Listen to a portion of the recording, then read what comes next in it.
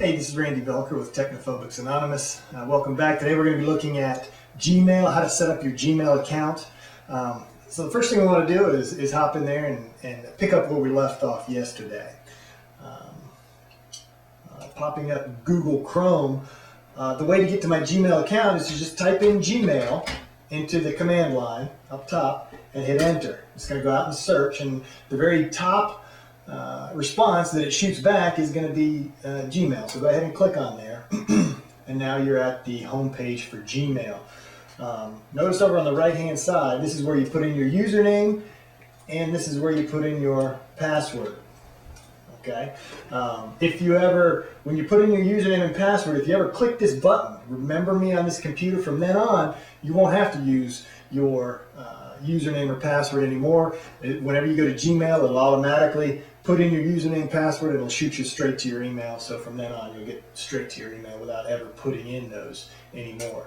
Okay, the username we had was smoothmonkey44 at gmail.com. So I'm putting it in there. And then the password was the acronym or the first letters from Amazing Grace, how sweet the sound that saved a wretch. And I'm not going to click remember me on this computer because I have my other emails. I don't want it to automatically open up Smooth Monkey on my computer. Now I'm going to sign in. Do I want Chrome to save the password? If it's on your own personal computer, tell it yes, but I'm not going to do it now. Now what I've done is I've shot a few emails over to it, so we have a couple emails already populated in here, so you can see a little bit how these emails work.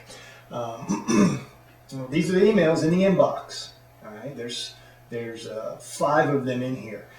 One of them, there's 2 behind each other, and you'll see that in a little bit. But first of all, look up at the top here. All right, you want to, here you can search. This is a search bar. You can search all your mail. This is going to be the way that you are going to be doing email from now on. Instead of putting your mail into folders, you're just going to keep your email in one big wad. You're going to archive it all so it's out of your mind, out of your thinking. But then when you want to find an email in there, you just search. Like if you want to find the email that you have been sending back and forth to Ben, a friend of yours named Ben.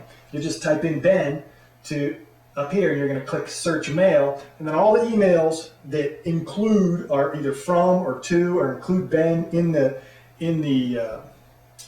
text of it somewhere will pop up, and they'll be in date order, the most recent first, and so you'll find what it is you're looking for, and then you'll be able to respond to it and move from there. But you no longer have to store things in folders. This is one of the beauty of Gmail.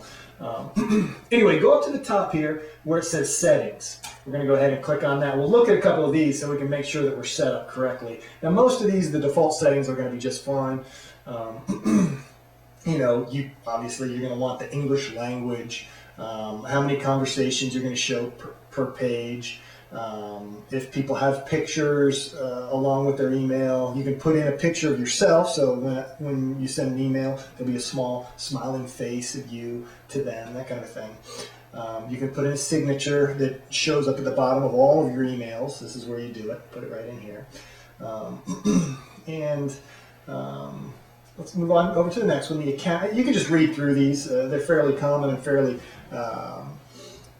self-explanatory. But the next one is very interesting, dealing with accounts. Right?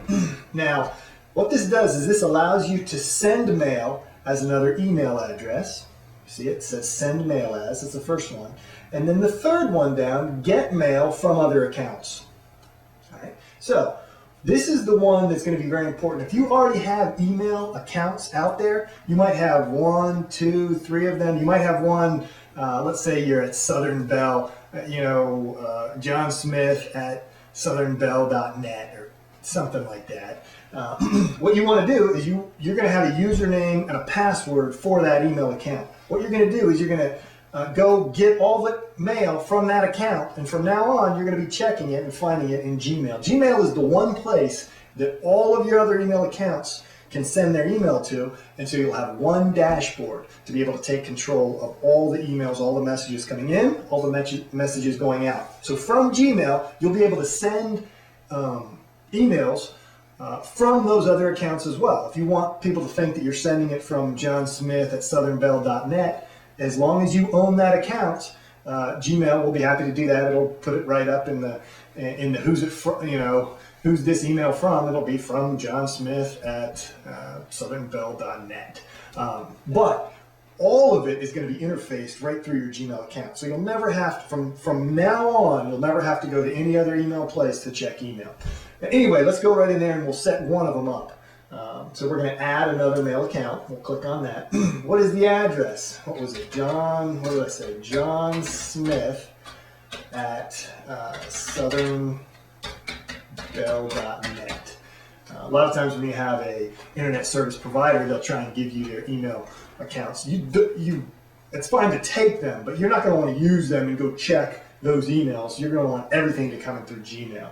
All right, the next step here, it's going to ask you for your username, whatever it is, John Smith, your password, put in there, password, whatever it is that is already your password, you should already know that. This is where you're going to be putting it in. You're going to be putting the username in here. You're going to be putting the password in here. All the rest of the stuff, you're basically just going to leave alone. If you want to leave a copy over on that server of your email, I wouldn't bother doing that because all of it, then you're going to have two copies of the same email. It's just going to be redundant. So just bring everything through Gmail. You can sort it and trash it, do whatever you want right here, and you'll be done with it. Once you do, you just go ahead and add that account. Okay?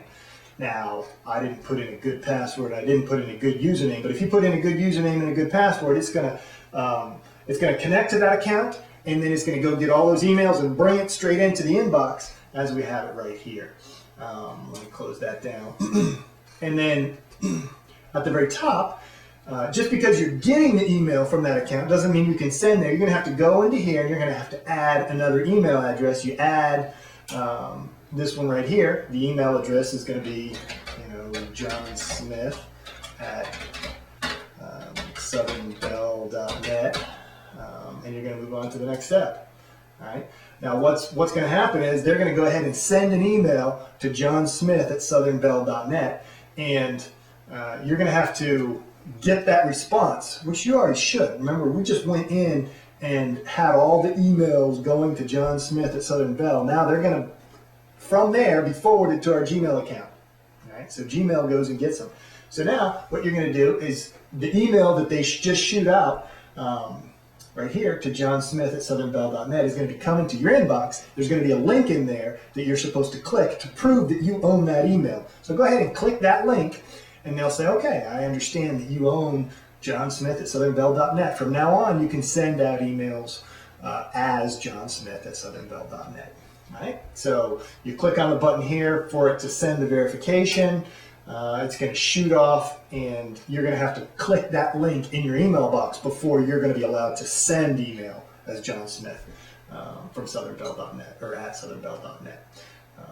So basically, in that email, they'll also give you a confirmation code you could put right in here in order to verify that you own it. Or so you can click the link in the email, or you can put in the code that they send you in that email. You have to do one or the other in order to be able to send email from that other.